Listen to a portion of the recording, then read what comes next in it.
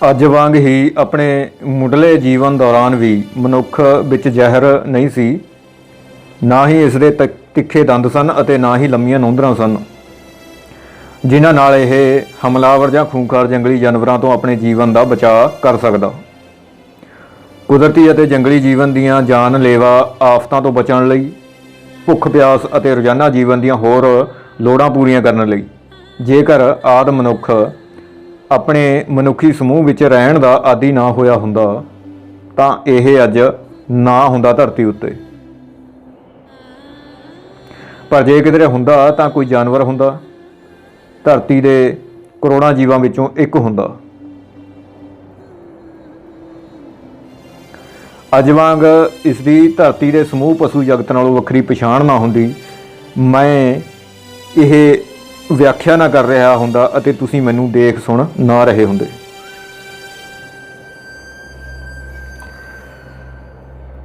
ਸੋ ਲਾਜ਼ਮੀ ਹੈ ਕਿ ਹਰ ਇਨਸਾਨ ਆਪਣੇ ਲੋਕਾਂ ਦੇ ਸਾਥ ਦੀ ਅਹਿਮੀਅਤ ਨੂੰ ਸਮਝੇ।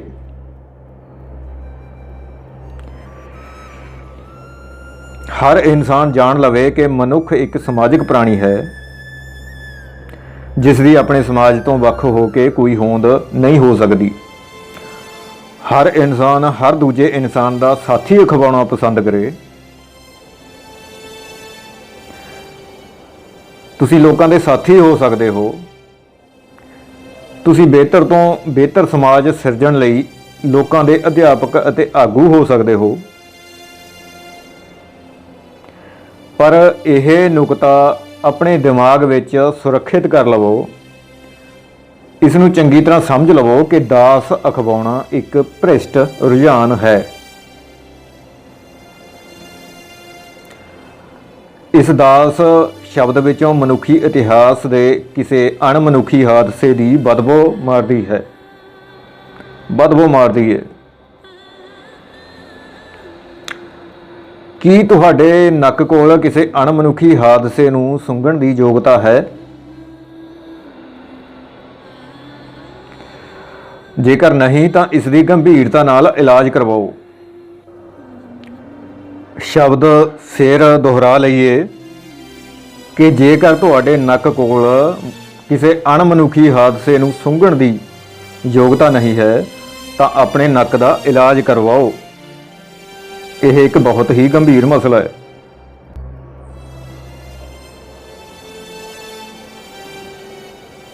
ਦਾਸ ਸ਼ਬਦ ਦੀ ਉਤਪਤੀ ਅੱਜ ਤੋਂ ਹਜ਼ਾਰਾਂ ਸਾਲ ਪਹਿਲਾਂ ਉਦੋਂ ਹੋਈ ਜਦ ਲੋਕ ਆਪਣੇ ਸੁਖਾਵੇਂ ਜੀਵਨ ਲਈ ਪੈਦਾਵਾਰ ਕਰਨ ਲੱਗ ਪਏ ਸਨ। ਉਹ ਪਸ਼ੂ ਪਾਲਣ ਅਤੇ ਖੇਤੀ ਕਰਨ ਲੱਗ ਪਏ ਸਨ।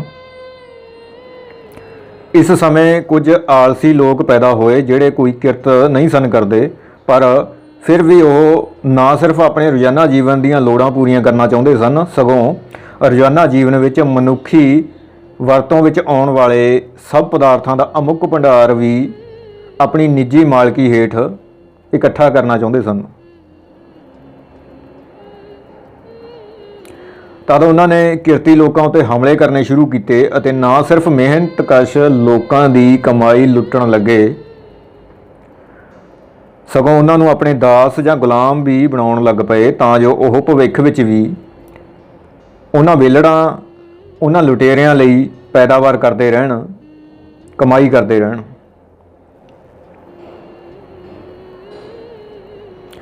ਹੁਣ ਇਹ ਲੜਾਕੂ ਲੋਕ ਕੋਈ ਕਿਰਤ ਨਹੀਂ ਸਨ ਕਰਦੇ। ਇਹ ਕਿਰਤੀ ਲੋਕਾਂ ਦੀ ਕਮਾਈ ਉੱਤੇ ਹੀ ਨਹੀਂ ਸਨ ਪਲਦੇ, ਸਗੋਂ ਜੇਕਰ ਇਹਨਾਂ ਵਰਗਾ ਹੀ ਕੋਈ ਹੋਰ ਲੁਟੇਰਾ ਗਰੋਹ ਇਹਨਾਂ ਲੁਟੇਰਿਆਂ ਦੀ ਲੁੱਟ ਹਥਿਆਉਣ ਲਈ ਇਹਨਾਂ ਉੱਤੇ ਹਮਲਾ ਕਰਦਾ ਤਦ ਇਹ ਉਹਨਾਂ ਨਾਲ ਵੀ ਸਮੇਂ ਦੇ ਹਥਿਆਰ ਵਰਤ ਕੇ ਲੜਦੇ, ਮਰ ਜਾਂਦੇ ਜਾਂ ਮਾਰ ਦਿੰਦੇ, ਦਾਸ ਬਣ ਜਾਂਦੇ ਜਾਂ ਦਾਸ ਬਣਾ ਲੈਂਦੇ। ਉਹਨਾਂ ਸਭ ਲੋਕਾਂ ਨੂੰ ਦਾਸ ਆਖਿਆ ਜਾਂਦਾ ਸੀ ਜਿਹੜੇ ਨਿਤ ਨਵੀਆਂ ਮਨੁੱਖੀ ਲੋੜਾਂ ਦੀ ਪੂਰਤੀ ਲਈ ਮਿਹਨਤ ਕਰਦੇ ਸਨ। ਪਰ ਇਹਨਾਂ ਮਿਹਨਤਕਸ਼ਾਂ ਦੀ ਕਮਾਈ ਦਾ 95% ਜਾਂ 99% ਹਿੱਸਾ ਇਹਨਾਂ ਦੇ ਮਾਲਕ ਹਥਿਆ ਲੈਂਦੇ ਸਨ। ਉਹਨਾਂ ਕਿਰਤੀ ਲੋਕਾਂ ਦੀ ਜ਼ਿੰਦਗੀ ਪਾਲਤੂ ਪਸ਼ੂਆਂ ਨਾਲੋਂ ਵੀ ਵੱਧਤਰ ਹੁੰਦੀ ਸੀ, ਪਸ਼ੂਆਂ ਨਾਲੋਂ ਵੀ ਭੈੜੀ ਜ਼ਿੰਦਗੀ। ਉਹਨਾਂ ਨੂੰ ਮਾਲਕਾਂ ਵੱਲੋਂ ਕਦੇ ਢਿੱਡ ਭਰ ਖਾਣਾ ਨਹੀਂ ਸੀ ਮਿਲਦਾ, ਜਿੰਨਾ ਕੁ ਮਿਲਦਾ ਕਿਸੇ ਮਨੁੱਖ ਦੇ ਖਾਣ ਯੋਗ ਨਹੀਂ ਸੀ ਹੁੰਦਾ। ਦਾਸਾਂ ਕੋਲ ਆਮ ਤੌਰ ਤੇ ਆਪਣਾ ਨੰਗੇਜ ਢੱਕਣ ਲਈ ਵੀ ਕੱਪੜਾ ਨਹੀਂ ਸੀ ਹੁੰਦਾ।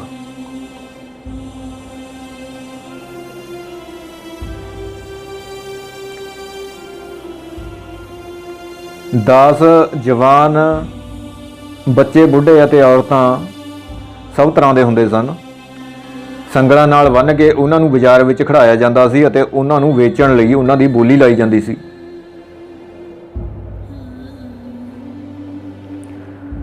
ਗੱਲ ਤੇ ਮਾਲਕ ਕੋਰੜੇ ਮਾਰ ਕਿਸੇ ਦਾਸ ਦੀ ਚਮੜੀ ਉਧੇੜ ਦਿੰਦਾ ਸੀ।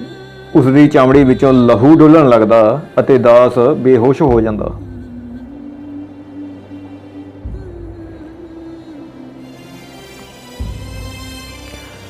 ਮਾਲਕ ਆਪਣੇ ਕਿਸੇ ਦਾਸ ਨੂੰ ਜਾਨੋਂ ਮਾਰਨ ਦਾ ਵੀ ਹੱਕ ਰੱਖਦਾ ਸੀ, ਜੋ ਆਮ ਲੋਕਾਂ ਲਈ ਹੀ ਨਹੀਂ ਸਗੋਂ ਬਹੁ ਗਿਣਤੀ ਵਿੱਚ ਖੁਦ ਦਾਸਾਂ ਲਈ ਵੀ ਕੋਈ ਹੈਰਾਨੀ ਦੀ ਗੱਲ ਨਹੀਂ ਸੀ ਹੁੰਦੀ, ਕੋਈ ਬੇਇਨਸਾਫੀ ਵਾਲੀ ਗੱਲ ਨਹੀਂ ਸੀ ਹੁੰਦੀ। ਖੁਦ ਦਾਸਾਂ ਲਈ ਵੀ, ਜਿਹੜੇ ਗੁਲਾਮ ਸੀ ਉਹਨਾਂ ਲਈ ਵੀ। ਅੱਜ ਵੀ ਭਾਰਤ ਵਿੱਚ ਉਹਨਾਂ ਦਾਸਾਂ ਵਾਲੀ ਮਾਨਸਿਕਤਾ ਰੱਖਣ ਵਾਲੇ 80 ਜਾਂ 90% ਲੋਕ ਹਨ, ਜਿਹੜੇ ਨਿਊਟਨ ਵਾਲੀ ਸਮਝ ਨਹੀਂ ਰੱਖਦੇ, ਸਗੋਂ ਹੈਰਾਨ ਹੋ ਕੇ ਆਖਦੇ ਹਨ ਕਿ ਯਾਰ ਕੋਈ ਫਲ ਜਾਂ ਕੋਈ ਵੀ ਚੀਜ਼ ਜ਼ਮੀਨ ਉੱਤੇ ਹੀ ਡਿੱਗੇਗੀ। ਇਸ 'ਚ ਸ਼ੱਕ, ਸਵਾਲ ਜਾਂ ਕਿੰਤੂ ਪਰੰਤੂ ਕਰਨ ਵਾਲੀ ਕਿਹੜੀ ਗੱਲ ਹੈ।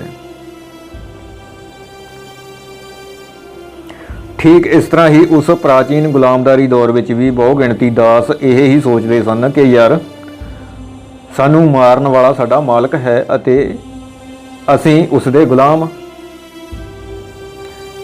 ਉਹ ਸਾਨੂੰ ਕੁੱਟ ਸਕਦਾ ਹੈ, ਜਾਨੋਂ ਵੀ ਮਾਰ ਸਕਦਾ ਹੈ, ਇਹ ਉਹਦਾ ਹੱਕ ਹੈ। ਇਸ ਵਿੱਚ ਹੈਰਾਨ ਪਰੇਸ਼ਾਨ ਹੋਣ ਵਾਲੀ ਕਿਹੜੀ ਗੱਲ ਹੈ।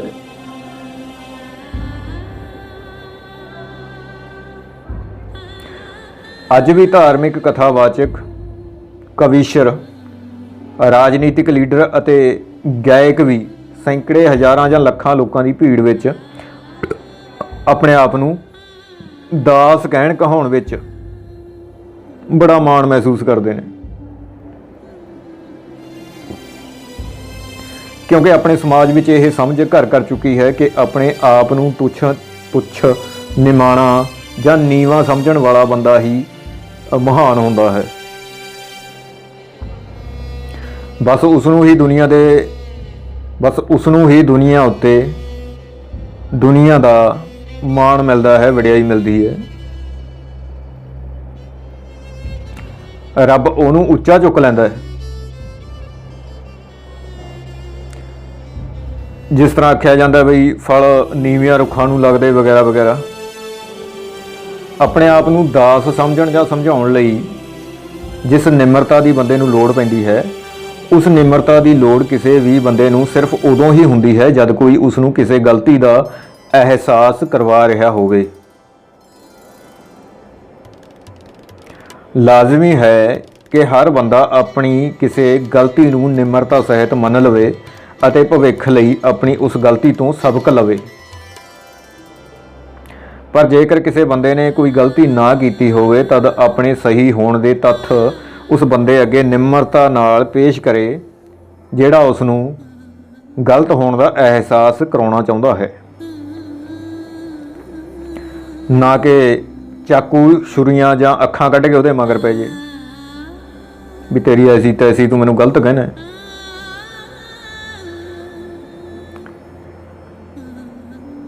ਬਸ ਇਸ ਵਕਤੀ ਸਰਗਰਮੀ ਤੋਂ ਬਾਅਦ ਕਿਸੇ ਇਨਸਾਨ ਨੂੰ ਕੋਈ ਲੋੜ ਨਹੀਂ ਹੁੰਦੀ ਕਿ ਉਹ ਸਾਰੀ ਉਮਰ ਆਪਣੇ ਆਪ ਨੂੰ ਨਿਮਾਣਾ, ਤੁੱਛ, ਭੁੱਲਣਹਾਰ ਜਾਂ ਗਲਤ ਇਨਸਾਨ ਮੰਨ ਕੇ ਹੀ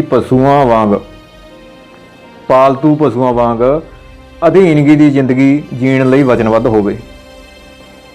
ਗਲਤੀਆਂ ਜਾਂ ਭੁੱਲਾਂ ਹਰ ਇਨਸਾਨ ਤੋਂ ਹੁੰਦੀਆਂ ਹਨ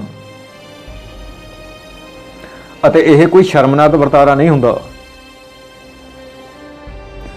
ਸਗੋਂ ਗਲਤੀਆਂ ਤੋਂ ਹੀ ਅਸੀਂ ਸਿੱਖਦੇ ਹਾਂ ਕਿ ਸਹੀ ਕੀ ਹੁੰਦਾ ਹੈ। ਭੁੱਲਾਂ ਤੋਂ ਹੀ ਸਾਨੂੰ ਅਹਿਸਾਸ ਹੁੰਦਾ ਹੈ ਕਿ ਯਾਦਾਸ਼ਤ ਦਾ ਮਹੱਤਵ ਕੀ ਹੁੰਦਾ ਹੈ। ਜ਼ਿੰਮੇਵਾਰ ਅਤੇ ਸਮੇਂ ਦੇ ਪਾਬੰਦ ਹੋਣ ਲਈ ਭੁੱਲ ਭੁਲੇਖਿਆਂ ਤੋਂ ਕਿਵੇਂ ਬਚਿਆ ਜਾ ਸਕਦਾ ਹੈ।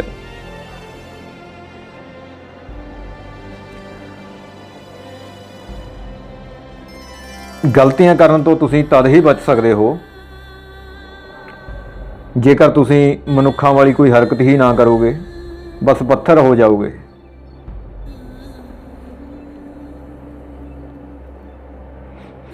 ਪਰ ਜੇਕਰ ਆਪਣੇ ਦਿਮਾਗ ਨੂੰ ਕੁਝ ਸੋਚਣ ਲਈ ਵਰਤੋਗੇ ਤਾਂ ਕੁਝ ਕਰੋਗੇ ਤਾਂ ਗਲਤੀਆਂ ਵੀ ਕਰੋਗੇ।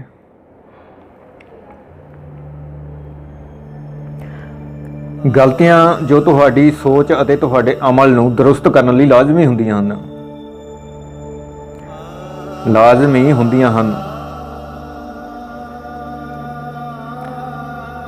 ਹਮੇਸ਼ਾ ਯਾਦ ਰੱਖੋ ਕਿ ਜੇ ਕਦੇ ਤੁਸੀਂ ਜਾਣੇ ਜਾਂ ਅਣਜਾਣੇ ਗਲਤ ਨਹੀਂ ਸੀ, ਇਸ ਗੱਲ ਨੂੰ ਚੰਗੀ ਤਰ੍ਹਾਂ ਆਪਣੀ ਮੱਤ ਵਿੱਚ ਬਿਠਾ ਲਓ ਕਿ ਜੇ ਕਦੇ ਵੀ ਤੁਸੀਂ ਜਾਣੇ ਜਾਂ ਅਣਜਾਣੇ ਵਿੱਚ, ਜਾਣਬੁੱਝ ਕੇ ਜਾਂ ਅਣਜਾਣੇ ਕਦੇ ਗਲਤ ਨਹੀਂ ਸੀ, ਤਾਂ ਤੁਹਾਡੇ ਤੋਂ ਸਹੀ ਵਿਵਹਾਰ ਦੀ ਉਮੀਦ ਕਦੇ ਨਹੀਂ ਕੀਤੀ ਜਾ ਸਕਦੀ। ਇਸ ਲਈ ਜ਼ਿੰਦਗੀ ਵਿੱਚ ਕੋਈ ਗਲਤੀ ਹੋਣ ਤੇ ਅਤੇ ਆਪਣੇ ਆਪ ਨੂੰ ਦਾਸ ਮੰਨ ਕੇ ਕਿਸੇ ਅਜਿਹੇ ਮਨੁੱਖ ਜਾਂ ਕਿਸੇ ਕਾਲਪਨਿਕ ਹਸਤੀ ਦੀ ਅਧੀਨਗੀ ਸਵੀਕਾਰ ਕਦੇ ਨਾ ਕਰੋ ਜਿਸ ਬਾਰੇ ਤੁਹਾਡਾ ਮੰਨਣਾ ਹੋਵੇ ਕਿ ਉਹ ਕਦੇ ਭੁੱਲ ਭੁਲੇਖੇ ਵਿੱਚ ਵੀ ਗਲਤੀ ਨਹੀਂ ਕਰਦਾ। ਪਦਾਰਥ ਦਾ ਹਰ ਚੇਤਨਸ਼ੀਲ ਰੂਪ ਭੁਲੱਕੜ ਹੁੰਦਾ ਹੈ ਅਤੇ ਗਲਤੀਆਂ ਵੀ ਕਰਦਾ ਹੈ, ਪਰ ਪਦਾਰਥ ਤੋਂ ਬਾਹਰ ਚੇਤਨਾ ਨਹੀਂ ਹੁੰਦੀ। ਕੋਈ ਚੇਤਨਾ ਨਹੀਂ ਹੁੰਦੀ ਪਦਾਰਥ ਤੋਂ ਬਾਹਰ, ਜਿਸ ਬਾਰੇ ਅਸੀਂ ਮਗਜ ਖਪਾਈ ਕਰੀ ਜਾਈਏ ਕਿ ਕੋਈ ਆਤਮਾ ਪਰਮਾਤਮਾ ਵੀ ਭੁਲੱਕੜ ਹੋ ਸਕਦਾ ਹੈ ਜਾਂ ਨਹੀਂ, ਉਹ ਗਲਤੀਆਂ ਕਰਦਾ ਹੈ ਜਾਂ ਨਹੀਂ। ਸੰਖੇਪ ਤੋਂ ਸੰਖੇਪ ਸ਼ਬਦਾਂ ਵਿੱਚ ਮਨੁੱਖੀ ਇਤਿਹਾਸ ਕੁਝ ਇਸ ਤਰ੍ਹਾਂ ਹੈ ਕਿ ਧਰਤੀ ਉੱਤੇ ਮਨੁੱਖ ਦੀ ਹੋਂਦ ਮਨੁੱਖੀ ਸਮੂਹ ਵਿੱਚ ਰਹਿਣ ਦੀ ਉਸ ਦੀ ਸੁਭਾਵਿਕ ਚੋਣ ਕਾਰਨ ਹੀ ਸੰਭਵ ਹੋ ਸਕੀ ਸੀ, ਕਿਉਂਕਿ ਉਸ ਨੂੰ ਇਸ ਦਾ ਅਹਿਸਾਸ ਹੋ ਗਿਆ ਸੀ ਕਿ ਜੇਕਰ ਉਹ ਇਕੱਲਾ ਹੀ ਰਹਿੰਦਾ ਹੈ ਤਾਂ ਕਿਸੇ ਵੀ ਖੂੰਖਾਰ ਜੰਗਲੀ ਜਾਨਵਰ ਤੋਂ ਜਾਂ ਫਿਰ ਕਿਸੇ ਕੁਦਰਤੀ ਆਫਤ ਤੋਂ ਉਹ ਬਚ ਨਹੀਂ ਸਕੇਗਾ। ਸਾਂਝੀਆਂ ਲੋੜਾਂ, ਸਾਂਝੀਆਂ ਮੁਸ਼ਕਲਾਂ ਅਤੇ ਸਾਂਝੀਆਂ ਸੋਚ ਸਰਗਰਮੀਆਂ ਵਾਲੇ ਮਨੁੱਖੀ ਭਾਈਚਾਰੇ ਨੇ ਹੀ ਮਨੁੱਖ ਦੀ ਹੋਂਦ ਨੂੰ ਇਸ ਧਰਤੀ ਉੱਤੇ ਖਤਮ ਹੋਣ ਤੋਂ ਬਚਾਇਆ ਹੈ।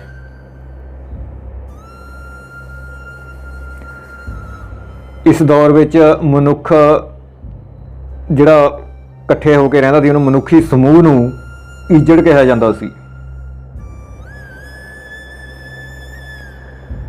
ਕਿਉਂਕਿ ਉਸ ਵਕਤ ਉਸ ਵਿੱਚ ਮਨੁੱਖੀ ਗੁਣ ਨਹੀਂ ਸਨ, ਸਗੋਂ ਉਸ ਦੀਆਂ ਹਰਕਤਾਂ ਜਾਨਵਰਾਂ ਵਾਲੀਆਂ ਹਰਕਤਾਂ ਉਸ ਵਕਤ ਉਦੋਂ ਹੀ ਸਨ ਮਨੁੱਖ ਦੀਆਂ ਜਦੋਂ ਉਹਨੂੰ ਈਜੜ ਹੀ ਕਿਹਾ ਜਾ ਸਕਦਾ ਸੀ।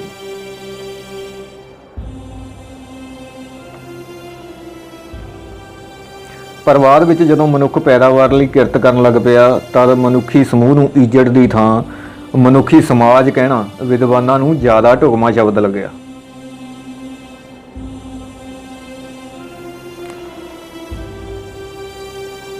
ਕਿਰਤ ਨੇ ਇੱਕ ਜਾਨਵਰ ਜਾਂ ਪਸ਼ੂ ਨੂੰ ਮਨੁੱਖ ਬਣਾਇਆ ਹੈ। ਕਿਰਤੀ ਲੋਕਾਂ ਨੇ ਹੀ ਮਨੁੱਖੀ ਸਮਾਜ ਦੀ ਸਿਰਜਣਾ ਕੀਤੀ ਹੈ। ਕੇਵਲ ਉਹ ਹੀ ਇਸ ਦਾ ਪਾਲਣ ਪੋਸ਼ਣ ਕਰਨ ਵਾਲੇ ਹਨ ਅਤੇ ਉਹ ਹੀ ਇਸ ਨੂੰ ਬਦਲਣ ਦੀ ਯੋਗਤਾ ਰੱਖਦੇ ਹਨ। ਇਸ ਲਈ ਹਰ ਉਹ ਜੀਵ ਜਿਹੜਾ ਕਿਰਤ ਕਰਦਾ ਹੈ ਕੇਵਲ ਉਹ ਹੀ ਮਨੁੱਖ ਅਖਵਾਉਣ ਦਾ ਹੱਕਦਾਰ ਹੈ।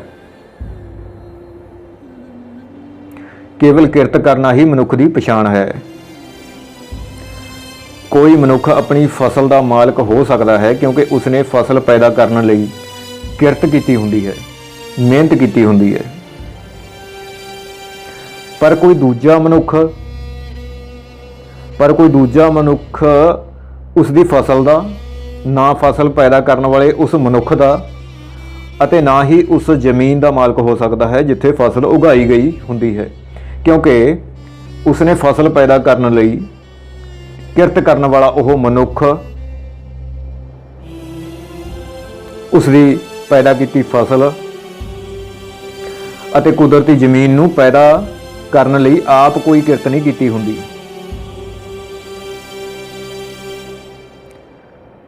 ਇਸ ਲਈ ਕੋਈ ਦੂਜਾ ਮਨੁੱਖ ਨਾ ਤਾਂ ਉਸ ਫਸਲ ਉਗਾਉਣ ਵਾਲੇ ਮਨੁੱਖ ਦਾ, ਨਾ ਉਹਦੀ ਫਸਲ ਦਾ ਅਤੇ ਨਾ ਹੀ ਜ਼ਮੀਨ ਦਾ ਮਾਲਕ ਨਹੀਂ ਹੋ ਸਕਦਾ ਕੋਈ ਦੂਸਰਾ ਮਨੁੱਖ।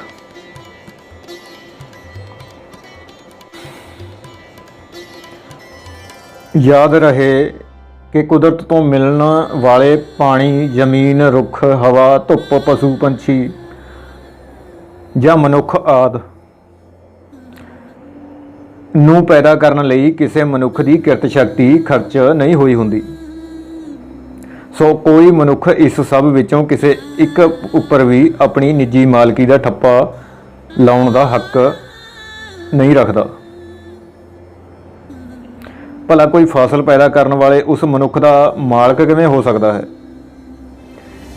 ਕੀ ਮਾਲਕ ਅਖਵਾਉਣ ਵਾਲੇ ਉਸ ਮਨੁੱਖ ਨੇ ਉਸ ਮਨੁੱਖ ਨੂੰ ਪੈਦਾ ਕਰਨ ਲਈ ਕਿਰਤ ਕੀਤੀ ਹੁੰਦੀ ਹੈ, ਜਿਸ ਨੂੰ ਉਹ ਆਪਣਾ ਦਾਸ ਜਾਂ ਆਪਣੀ ਕਠਪੁਤਲੀ ਬਣਾ ਕੇ ਰੱਖਦਾ ਹੋਵੇ? ਇੱਥੇ ਕਿਸੇ ਉਲਝਣ ਤੋਂ ਬਚਣ ਲਈ ਧਿਆਨ ਦਿਓ ਕਿ ਬੱਚੇ ਪੈਦਾ ਕਰਨਾ ਕੋਈ ਕਿਰਤ ਨਹੀਂ ਹੁੰਦੀ। ਨਹੀਂ ਤਾਂ ਤੁਸੀਂ ਆਖ ਸਕਦੇ ਸੀ ਕਿ ਹੋ ਸਕਦਾ ਹੈ ਮਾਲਕ ਆਪਣੇ ਦਾਸ ਨੂੰ ਪੈਦਾ ਕਰਨ ਵਾਲਾ ਉਸ ਦਾ ਬਾਪ ਹੋਵੇ। ਸਾਂਝੀਆਂ ਸਮਾਜਿਕ ਲੋੜਾਂ ਦੀ ਪੂਰਤੀ ਲਈ ਲਾਜ਼ਮੀ ਹੈ ਕਿ ਹਰ ਮਨੁੱਖ ਕਿਰਤ ਕਰੇ। ਇੱਥੇ ਕੋਈ ਫਸਲ ਉਗਾਉਂਦਾ ਹੈ, ਕੋਈ ਜੁੱਤੇ ਬਣਾਉਂਦਾ ਹੈ ਅਤੇ ਕੋਈ ਕੱਪੜਾ ਆਦਿ। ਹਰ ਕਿਰਤ ਦੀ ਸਾਡੇ ਸਮਾਜ ਲਈ ਉਨੀ ਹੀ ਮਹੱਤਤਾ ਹੈ ਜਿੰਨੀ ਕਿਸੇ ਵੀ ਹੋਰ ਦੂਜੀ ਕਿਰਤ ਦੀ। ਮਨੁੱਖ ਕਿਸੇ ਮਨੁੱਖ ਦਾ ਮਾਲਕ ਜਾਂ ਦਾਸ ਕਦੇ ਨਹੀਂ ਹੁੰਦਾ, ਕਦੇ ਹੋ ਹੀ ਨਹੀਂ ਸਕਦਾ।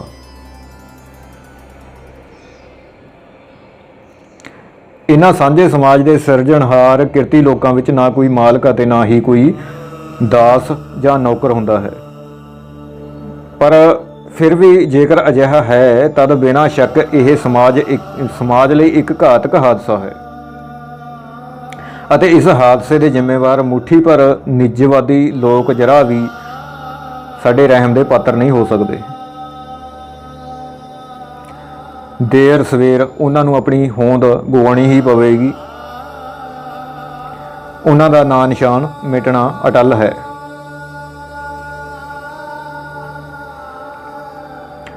ਸਾਰ ਤੱਤ ਇਹ ਕਿ ਤੁਸੀਂ ਦਾਸ ਤਦ ਹੀ ਹੋ ਸਕਦੇ ਹੋ ਜੇਕਰ ਕਿਸੇ ਦੂਜੇ ਮਨੁੱਖ ਨੇ ਜਾਂ ਫਿਰ ਤੁਸੀਂ ਆਪ ਹੀ ਹਾਕਮ ਜਮਾਤ ਜਾਂ ਪੁਜਾਰੀ ਜਮਾਤ ਦੇ ਮਾਨਸਿਕ ਗੁਲਾਮ ਹੋਣ ਕਾਰਨ ਆਪਣੇ ਗਲ ਵਿੱਚ ਗੁਲਾਮੀ ਦਾ ਪੱਟਾ ਪਾਇਆ ਹੋਇਆ ਹੈ।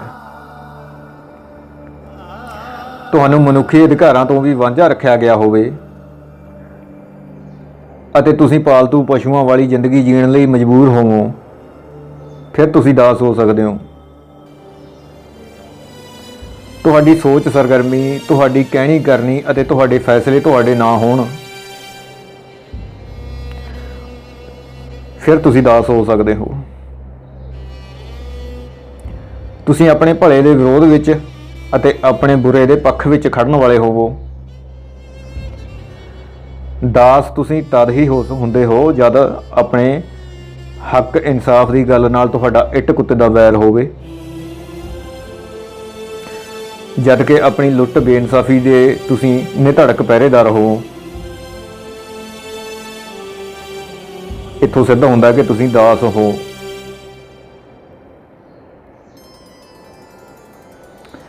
ਸੋ ਪਿਆਰਿਓ, ਸਮਾਜਿਕ ਹਿੱਤ ਵਿੱਚ ਕੇਵਲ ਸਾਥੀ ਕਹਿਣਾ ਕਹਾਉਣਾ ਹੀ ਇੱਕ ਤੰਦਰੁਸਤ ਰੁਝਾਨ ਹੈ, ਪਰ ਮਨੁੱਖ ਨੂੰ ਮਨੁੱਖ ਦਾ ਸਾਥੀ ਬਣਾਉਣ ਲਈ ਲੋਕਾਂ ਦੀ ਇਹ ਚੰਗੀ ਸੋਚ ਭਲਾ ਕਿੱਥੋਂ ਆਉਣੀ ਹੈ? ਕੇਵਲ ਇਹ ਪ੍ਰਵਚਨ ਹੀ ਕਾਫੀ ਨਹੀਂ, ਸਗੋਂ ਇਸ ਦੇ ਲਈ ਪਹਿਲਾਂ ਸਾਨੂੰ ਸਮਾਜ ਦੀਆਂ ਪਦਾਰਥਕ ਹਾਲਤਾਂ ਬਦਲਣੀਆਂ ਪੈਣਗੀਆਂ। ਲੋੜੀਂਦੀ ਫਸਲ ਲਈ ਸਮਾਜਿਕ ਜ਼ਮੀਨ ਉੱਤੇ ਸੁਹਾਗਾ ਮਾਰ ਕੇ ਟਿੱਬੇ ਢਾਉਣੇ ਤੇ ਟੋਏ ਭਰਨੇ ਪੈਣਗੇ, ਜਿਸ ਵਿੱਚੋਂ ਲੋਕਾਂ ਦੀ ਭਾਈਚਾਰੇ ਵਾਲੀ ਚੰਗੀ ਸੋਚ ਪੈਦਾ ਹੋਣੀ ਹੈ। ਕਿਉਂਕਿ ਭਟਕਾਊ ਪ੍ਰਚਾਰ ਬੜੇ ਜ਼ੋਰ ਸ਼ੋਰ ਨਾਲ ਕੀਤਾ ਜਾਂਦਾ ਹੈ ਕਿ ਦੁਨੀਆ ਬਦਲਣ ਲਈ ਜਾਂ ਚੰਗੇ ਸਮਾਜ ਦੀ ਉਸਾਰੀ ਲਈ ਲੋਕਾਂ ਨੂੰ ਆਪਣੀ ਸੋਚ ਬਦਲਣ ਦੀ ਲੋੜ ਹੈ। ਪਰ ਜਰਾ ਅਕਲ ਨੂੰ ਠੋਕਰ ਮਾਰੋ ਕਿ ਮਨੁੱਖੀ ਸੋਚ ਵਿੱਚੋਂ ਸਮਾਜ ਦੀਆਂ ਚੰਗੀਆਂ ਮਾੜੀਆਂ ਹਾਲਤਾਂ ਕਦੇ ਪੈਦਾ ਨਹੀਂ ਹੁੰਦੀਆਂ, ਸਗੋਂ ਇਸ ਦੇ ਉਲਟ ਕਿਸੇ ਸਮਾਜ ਦੀਆਂ ਪਦਾਰਥਕ ਹਾਲਤਾਂ ਵਿੱਚੋਂ ਹੀ ਮਨੁੱਖੀ ਸੋਚ ਪੈਦਾ ਹੁੰਦੀ ਹੈ। ਹਾਲਤਾਂ ਚੰਗੀਆਂ ਹੋਣਗੀਆਂ, ਮਨੁੱਖਵਾਦੀ ਹੋਣਗੀਆਂ ਤਾਂ ਲੋਕਾਂ ਦੀ ਸੋਚ ਵੀ ਚੰਗੀ ਹੋਵੇਗੀ, ਭਾਈਚਾਰਕ ਸਾਂਝ ਵਾਲੀ ਹੋਵੇਗੀ ਅਤੇ ਸਾਥੀ ਕਹਿਣ ਕਹਾਉਣ ਵਾਲੀ ਹੋਵੇਗੀ। ਸਮਾਜ ਦੀਆਂ ਪਦਾਰਥਕ ਹਾਲਤਾਂ ਜਾਂ ਦੁਨੀਆ ਨੂੰ ਬਦਲਣ ਵਿੱਚ ਨਾ ਕਿਸੇ ਮਹਾਨ ਯੋਧੇ ਦਾ, ਨਾ ਸੰਤਾਂ ਮਹੰਤਾਂ ਦੇ ਪ੍ਰਵਚਨਾਂ ਦਾ ਅਤੇ ਨਾ ਹੀ ਕਿਸੇ ਆਤਮਾ ਪਰਮਾਤਮਾ ਦਾ ਹੱਥ ਹੁੰਦਾ ਹੈ, ਸਗੋਂ ਇਸ ਦੇ ਲਈ ਕੇਵਲ ਸਮਾਜ ਦੇ ਪੈਦਾਵਾਰੀ ਅਮਲ ਵਿੱਚ ਲੱਗੇ ਹੋਏ ਲੋਕ ਹੀ ਜ਼ਿੰਮੇਵਾਰ ਹੁੰਦੇ ਹਨ। ਕੇਵਲ ਲੋਕ ਹੀ ਫੈਸਲਾਕੁਨ ਹੁੰਦੇ ਹਨ। ਪਰ ਜੇਕਰ ਲੋਕ ਜਾਗਰੂਕ ਨਾ ਹੋਣ ਅਤੇ ਉਹ ਆਪਣੇ ਫਲਸਫੇ ਤੋਂ ਅਣਜਾਣ ਹੋਣ ਤਦ ਉਹ ਨਿਤ ਨਵੇਂ ਡੇਰਿਆਂ ਦੇ ਬਾਬੇ ਪੈਦਾ ਕਰ ਲੈਂਦੇ ਹਨ ਅਤੇ ਅਕਸਰ ਭ੍ਰਿਸ਼ਟ ਸਰਕਾਰਾਂ ਚੁਣ ਲੈਂਦੇ ਹਨ।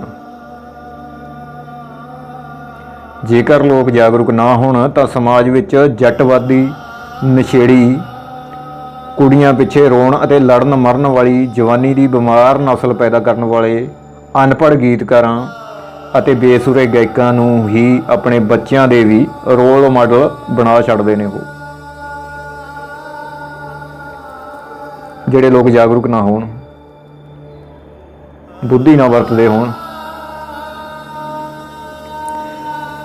ਸੋ ਬਿਹਤਰ ਤੋਂ ਬਿਹਤਰ ਸਮਾਜ ਦੀ ਉਸਾਰੀ ਲਈ ਮਾਲਕ ਜਾਂ ਦਾਸ ਕਹਿਣ ਕਹਾਉਣ ਦੀ ਥਾਂ ਲੋਕਾਂ ਦੇ ਸਾਥੀ ਬਣੋ। ਲੋਕਾਂ ਦੀ ਦਸ਼ਾ ਅਤੇ ਦਿਸ਼ਾ ਤੋਂ ਸੁਚੇਤ ਹੁੰਦੇ ਹੋਏ ਉਹਨਾਂ ਦੇ ਅਧਿਆਪਕ ਅਤੇ ਆਗੂ ਬਣੋ। ਅਧਿਆਪਕ ਬਣਨ ਲਈ ਅਧਿਐਨ ਦੇ ਰਾਹ ਤੁਰੋ ਅਤੇ ਆਗੂ ਬਣਨ ਲਈ ਅਭਿਆਸ ਦੇ